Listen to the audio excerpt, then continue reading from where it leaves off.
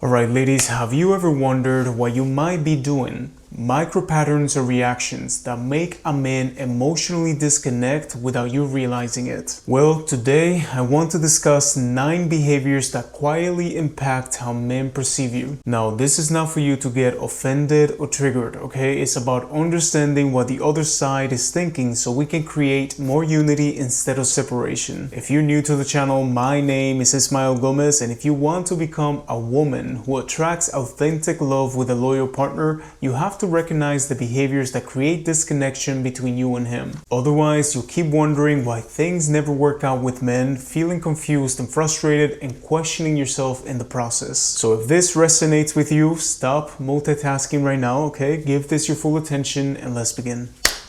Number 1. Correcting him versus inspiring him. If there is one phrase that I will tell you to avoid at all costs, is saying a real man doesn't do that, or real men behave like this. I've seen this happen so often. You're frustrated, you want to be understood, and you use a statement like this that instantly puts him down. But the problem is that the moment you say that, the conversation stops being about the behavior and it becomes about his identity. So he stops listening and starts defending. And honestly, it always backfires, because if you're saying a real man wouldn't do that, what does that say about the person who chose him? When you focus on the negative, you don't create accountability, you create resistance. What's going to be more effective is speaking from your standard, not his shortcomings, okay? You don't tell a man what he's lacking.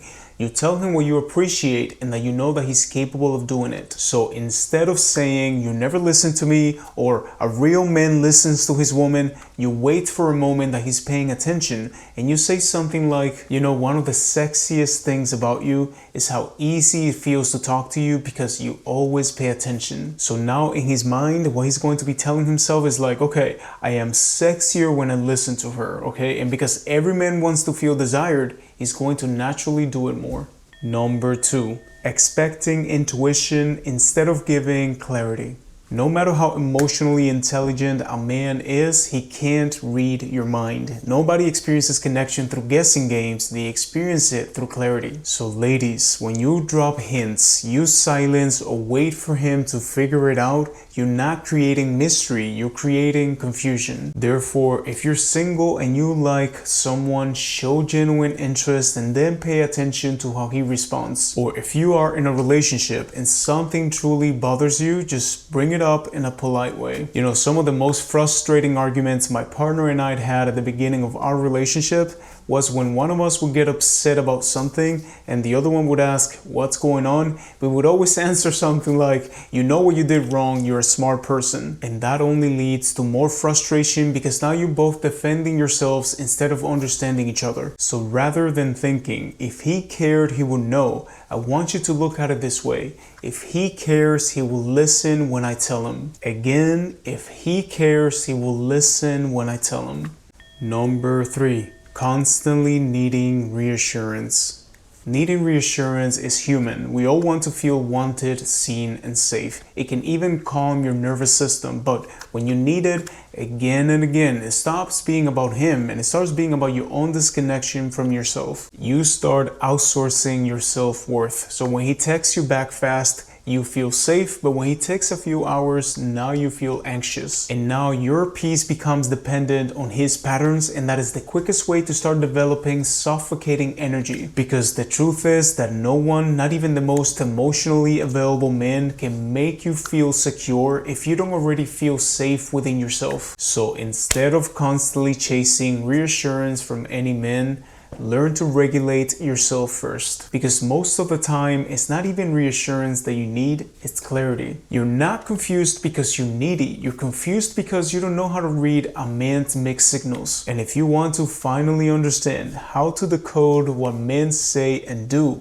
check out the pinned comment below. You can download a free guide that I made for you called Mixed Signals Translated. And thanks to all of you that have emailed me and told me how helpful this guide has been, I'm glad that you're taking the time to read and learn more about these topics. Number 4. Leading with status instead of substance. Sometimes when you've been hurt, disappointed, or overlooked, you start to lead with what you think men will respect most. your independence, career, or achievements, and this is self-protection disguised as pride. It's a way of saying, I don't need a man, I'm valuable, don't mess with me.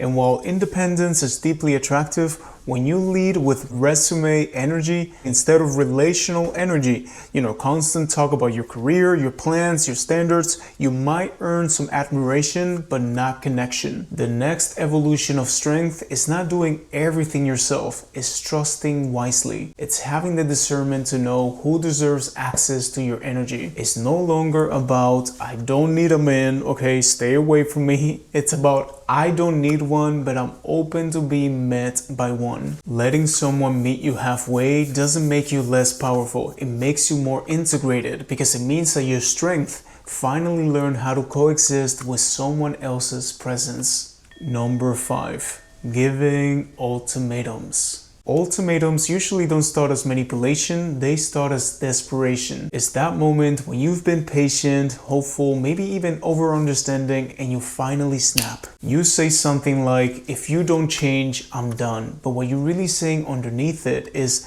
I don't know how else to be heard. And the problem is not that you set a boundary, it's that you turn a boundary into a test. And again, tests always destroy emotional safety on both sides. When you give an ultimatum, you're no longer relating, you're negotiating now. And even if he agrees, the energy is going to shift from bonding to compliance. And compliance might give you short-term relief, but it's going to kill long-term trust because authentic love does not need a deadline. It needs direction. So instead of saying, if you don't commit, I'm done, if you do this again, I'm leaving, you can try saying something like, listen, I care about you, but I'm looking for something that feels secure and mutual. And this doesn't feel like that at this moment. See the difference? One is going to threaten and maybe even close the door, while the other one is going to leave space for him to make a choice. Number 6, therapy sessions. There's a difference between being emotionally aware and being emotionally intense. Emotional awareness is going to sound like this. I noticed I felt upset earlier and I want to share that with you. Emotional intensity is going to sound like this. I've been thinking about why I felt that way, and I think it's connected to your attachment style and what I read about you being an avoidant. And this one is going to make the relationship feel like a therapy session because most men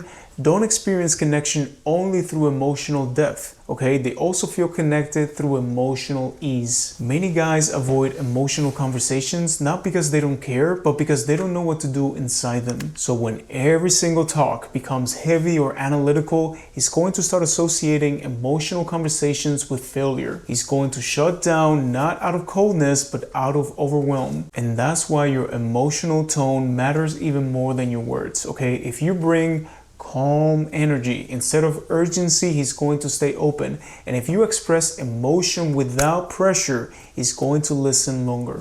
Number 7, emotional congruence. Quite often, it's not what you say, it's what you're not saying, right? So when your tone, body language, or intensity don't match your words, it's going to create confusion in a man's mind. You know those moments when you say, it's fine, don't worry about it, but your voice tightens, your face drops, and your energy pulls back. So he's going to hear I'm fine, but he's going to feel distance. So now he's unsure what is actually happening. And secure men don't fear emotion, but they dislike instability. So instead of suppressing or amplifying your feelings, aim for emotional congruence, meaning that your words, your tone, and your energy are all telling the same story. If something matters to you, say it clearly and calmly, okay? It can sound as simple as, hey, I'm not upset, but changing plans last minute really threw me off. That's it. No silence, no distance, just expressing your standards. Because clarity in how you express yourself is always going to create clarity in how he experiences you. Number 8, oversharing to connect. Never mistake openness for intimacy. Sometimes a lot of you ladies think that if I tell him everything about me, my childhood, my fears, my trauma, he's going to feel closer to me. But oversharing does not create connection, it often creates pressure. When you reveal too much too soon, especially before trust is built, you're going to skip curiosity completely and you leave no space for him to discover you.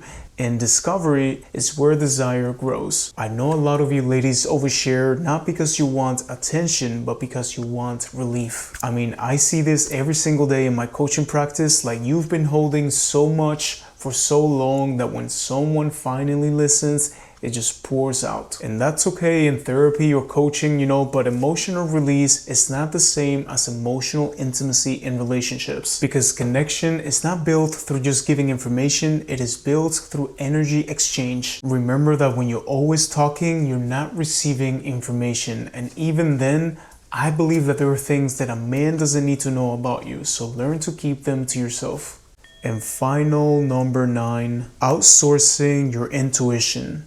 One of the quietest ways that women lose their sense of power in relationships is by outsourcing their intuition. It happens when you stop asking, how does this make me feel? And you start asking, what do other people think about this? Or even, what would Ismael say about this? And usually it's because you're consuming so much advice and content online that you can't even hear your own voice anymore. And you start thinking, because you saw somebody on TikTok or on YouTube telling you that, when a man is serious, he's going to text you every day, and suddenly now you're not dating a person, you're dating a checklist built by some random stranger on the internet. And listen, I'll be the first to say that I don't want you to agree 100% with everything that I say. I want you to take what I teach, go out there and test it against your own experience, because nobody, not me, not your friends, not even the most experienced therapist is going to replace your own intuition. Now, that being said, yes, there are universal truths about attraction, love, and male psychology, but